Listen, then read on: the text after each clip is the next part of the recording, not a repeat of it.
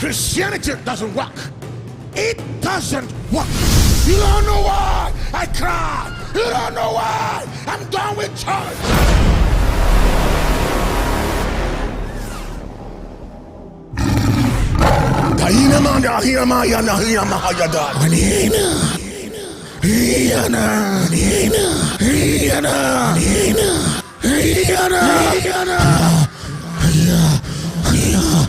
These are sounds, but they carry in depths, languages of the spirit, unlocking realms, breaking dimensions, depleting affliction, diseases, confusion, and the clouds of darkness over nations.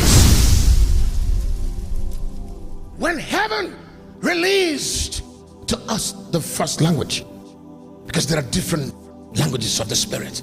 Don't even think that praying in tongues is the first language. The tongue you pray, the prayer tongue of the spirit is never for your ascension. It is never for the fullness of the spirit. They are only for the development of your faith, an edification of your spirit.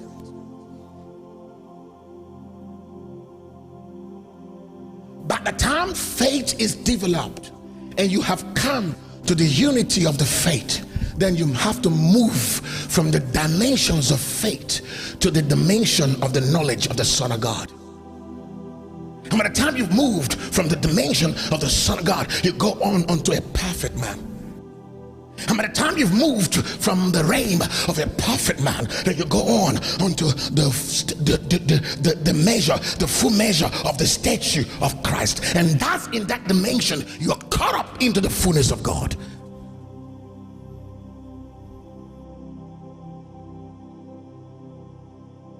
That's when you stop praying in tongues. You start groaning, which of course is the final access to all the dimensions of the spirit's language.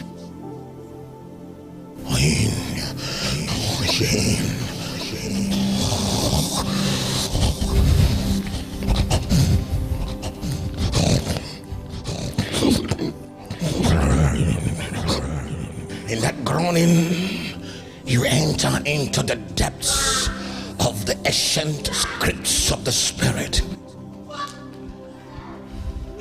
Then you realize that words can unlock the heavens.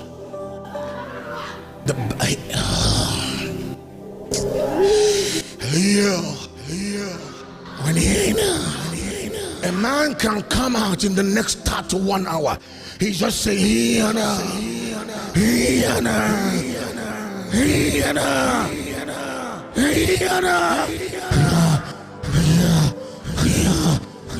are sounds, but they carry in depths, languages of the spirit, unlocking realms, breaking dimensions, depleting affliction, diseases, confusion, and the clouds of darkness over nations. You don't know why I tear. You don't know why I cry. You don't know why I'm done with church. I'm done. We are going to build ecclesia, not church. We are done with congregation. It's time. We are going to reclaim the atmosphere. Jesus, therefore, again groaning in himself, cometh to the grave. He wasn't praying in tongues. He wasn't singing praises and worship. He was groaning on his way to the grave. And he was groaning in himself. What's the language of groaning? Don't you know that groaning is a language? It's an ancient language. It's an ancient language of the spirit that has access to all the dimensions of the miraculous.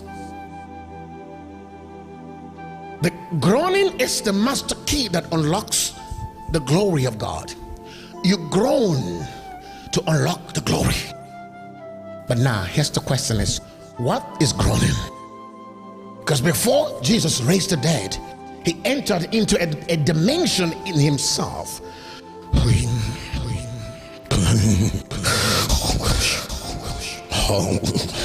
Now when you get into that realm, you begin to tap into some energies, some frequencies in the realms, that you begin to author things that cannot be heard. The fire, the vibrations, the frequencies of that groaning is unlocking the dimensions of the spirit to raise the dead, to call back a dead man that had died for how many days? 4 days. It's not a joke. Do you know that that man that has died, buried for the past 1 year, can be raised? Jesus groaned in himself.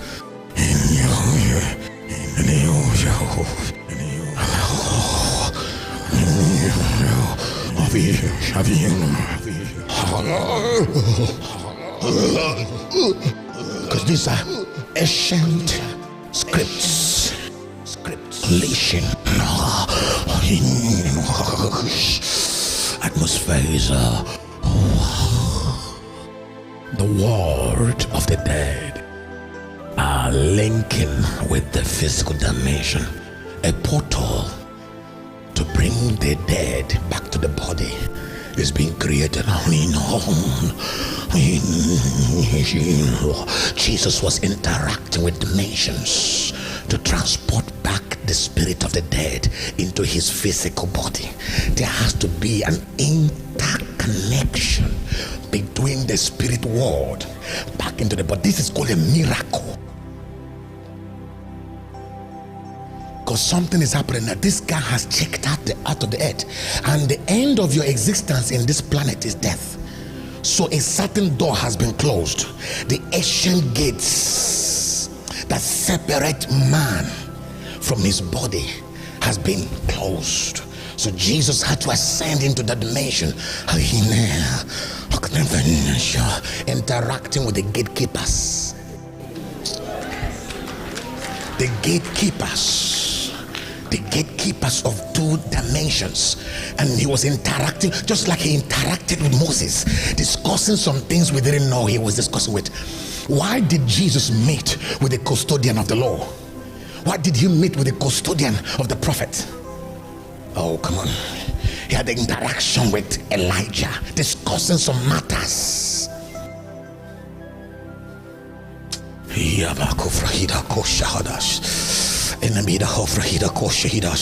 And when he was interacting with the dimensions, groaning with the language,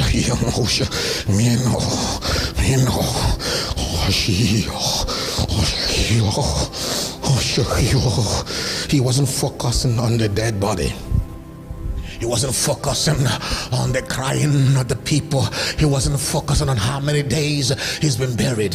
He was focusing on accessing the dream, interacting with the ancient gatekeepers between the land of the living and the land of the dead, opening the portal, creating the passage for the dead spirit of Lazarus to travel. By the time he was done, see what happened. So where did you lay him? Because the portal he has opened, he's already traveling.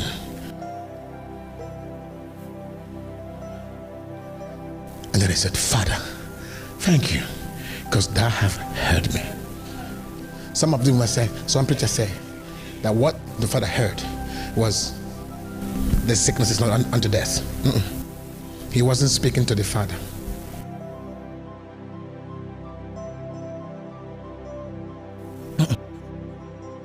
When Jesus said, Father, thank you for you have heard me, it wasn't the statement, this sickness is not unto death. No.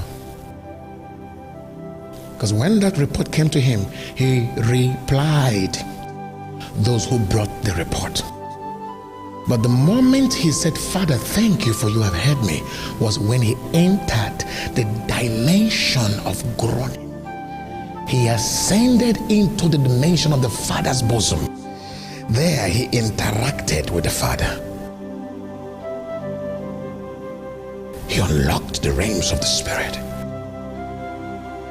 Jesus, therefore, again groaning in himself, coming to the grave. It was a cave, and a stone lay upon it. And Jesus said, Take ye away the stone. Martha, the sister of him that was dead, said unto him, Lord, by this time his thinketh, sense knowledge, human intellectual knowledge came in. Jesus said unto her, Said I not unto thee that if thou wouldest believe, thou shouldest see the glory of God? Then they took away the stone from the place where the dead was laid. And Jesus lifted up his eyes. There was a groaning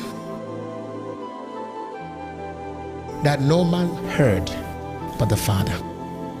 A transaction in the realms that no one understood but the Father. I thank you, Father. Let's go on. Because thou have heard me. Let's go. And I knew that thou hearest me always. But because of the people which stand by, I said it.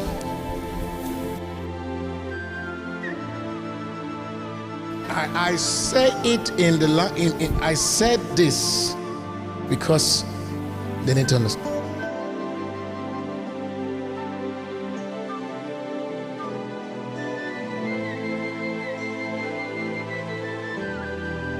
For the three. And when he had thus spoken, he cried with a loud voice, Lazarus, come. Lazarus, come forth. At what point was Lazarus restored back to his body? The point of the groaning.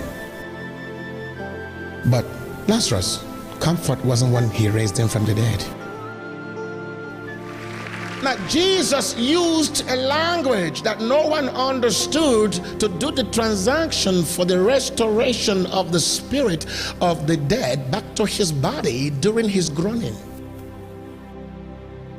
Let's read loud and clear. Likewise, the Spirit also helps our infirmities.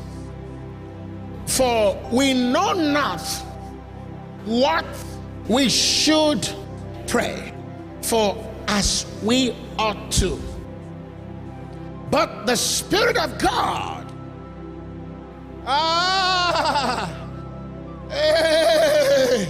but the Spirit itself maketh intercession for us with groanings which cannot be uttered. Now lift your hands up. Lahida prato shehina manda elabota pakina mato shahida alamiato frahando shahida haprendo mahidoja alavido shaprogadoja aya. Release that strange tongue. It will take you into the realms of groaning. The Spirit habit of our infirmity. The infirmities are our inability to pray the scripts of the Spirit. The infirmity is not disease. The infirmity is not sickness. The infirmity is the impediment of humans not being able to come into alignment with the mysteries, with the will, with the dimensions of God's preordinations that unlocks the glory of God for this earthly dimension. Heaviala, heaviala, heaviala, Mahila, Elia, Elia, Elia, Ephata, Ephata, Ephata. Sahira, Efata, Ali Shahir, Ali Halil, Ali Halil, Ali Halil, Lave Sahima, La Sahirara, Efahi Sahir, Enio Ananeo Sahira, Ekofariara, Mesa Inan Nenio, Halida, Sapento Koros, Eferia ni Eno Shahida. Elevina to Sohira, Zameto Totomada, Katan, Tuntuntumantia, Shakara, Helaba, Mania, Mania, Mania.